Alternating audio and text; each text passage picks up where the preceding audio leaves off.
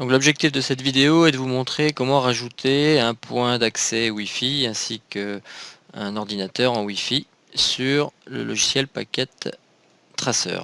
Donc on a deux PC connectés à un switch via une liaison Ethernet, donc filaire, un point d'accès réalisé en filaire également vers le switch, et puis un PC qui lui aura donc une carte Wi-Fi et communiquera sur ce réseau via le point d'accès Wi-Fi avec les deux machines situées sur le réseau.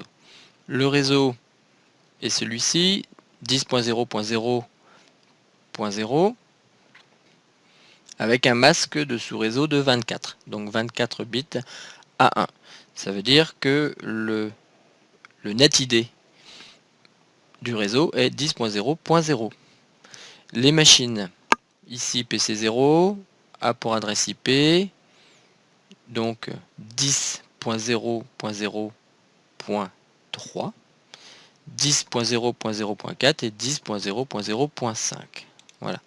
On va commencer par vérifier que les machines sont bien paramétrées.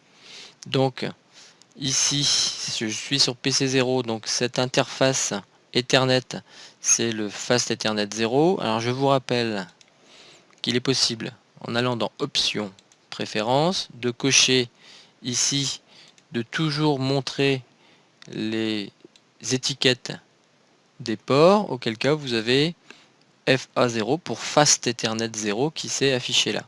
Et ça s'est affiché partout. Donc ça peut être utile quand on a beaucoup d'interfaces sur les machines. Je retourne sur le PC0. Fast Ethernet 0, c'est bien cette carte-ci.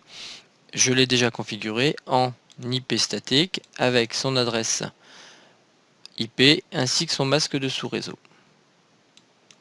Pareil pour le laptop 0, Fast Ethernet 0 en statique, adresse IP 10.0.0.4 et un masque de sous-réseau 255 3 fois .0. On va déjà vérifier que ces deux machines, laptop 0 et PC 0, fonctionnent, enfin communiquent. Donc on prend le PDU ici, je clique ici sur l'émetteur, je clique sur le récepteur, vous voyez ici que j'ai un succès. Je peux faire l'inverse si vous voulez, il n'y a pas de raison que ça ne fonctionne pas.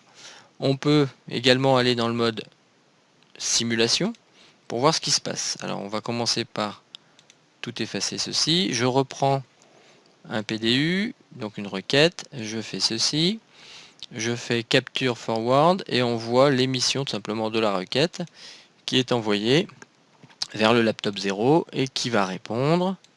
Et si la coche, s'il y a une coche verte, ça veut dire que la requête était bonne, a abouti. On peut également, je rappelle, passer dans PC0, aller dans Desktop et dans le commande prompt, et ici faire une commande ping. Ping vers, donc je suis dans le PC0, donc je vais pinguer vers le laptop 0, qui a pour adresse IP 10.0.0.4. Hop, j'ai fait une erreur, 10.0.0.4. Alors forcément, je vais y arriver. Ping 10.0.0.0.4.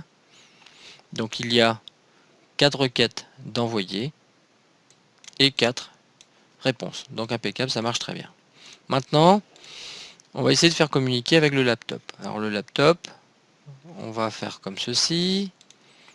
Alors évidemment, ça ne fonctionne pas, il n'y a aucun port de valide sur cette machine. Ce qu'il faut faire, c'est la mettre en communication avec le point d'accès Wi-Fi. Alors on va aller sur la machine.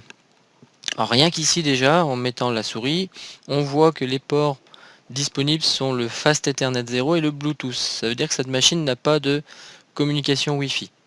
On va cliquer sur cette machine, aller sur Config. Ah oui, la machine est éteinte, je vais revenir là-dessus après. Config, on les retrouve ici. Le Fast Ethernet 0 et le Bluetooth. Alors ce que l'on va faire, c'est qu'on va enlever cette carte, Fast Ethernet 0, pour la remplacer par une carte Wi-Fi. Je vais dans Physical.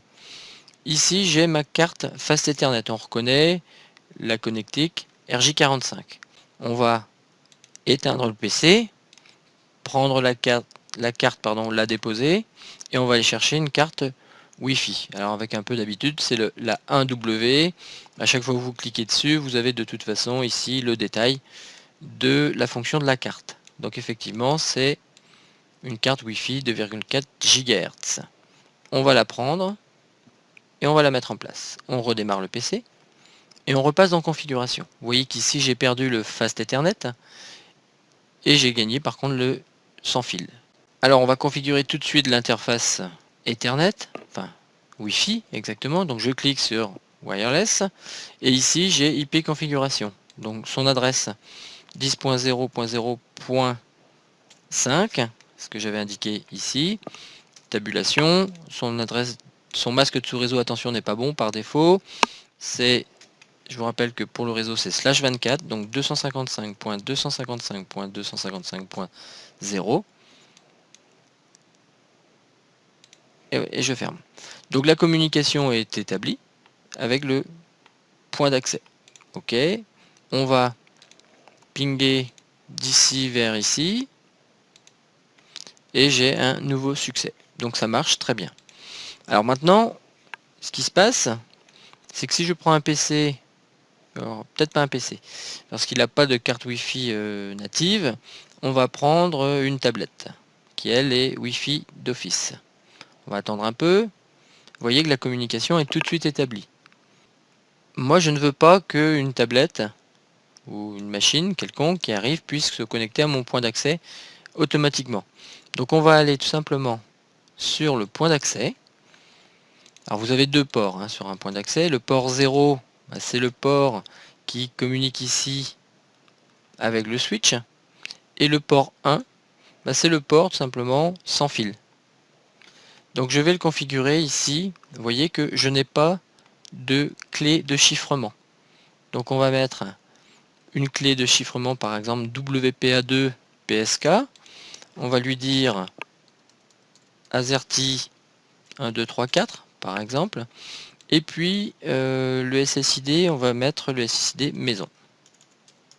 Le SSID, c'est l'identification du réseau. Hein, quand vous scannez tout simplement les réseaux Wi-Fi disponibles, c'est ça qui va s'afficher. Je valide. Alors vous voyez que du coup, je n'ai plus de connexion. Je vais maintenant aller sur le laptop 1 et je vais lui dire ici dans Wireless qu'il y a un chiffrement WPA2-PSK et la clé est AZERTY 1, 2, 3, 4. Alors, je vais faire exprès de laisser le SSID par défaut, qui vaut défaut d'ailleurs. Je vais fermer. Vous voyez que j'ai toujours pas d'accès. Tout simplement parce qu'il faut aussi que le SSID soit identique. Je valide. Et en attendant un petit peu, on devrait avoir la connexion Wi-Fi. Voilà. Donc, c'est terminé pour la configuration d'un point d'accès Wi-Fi.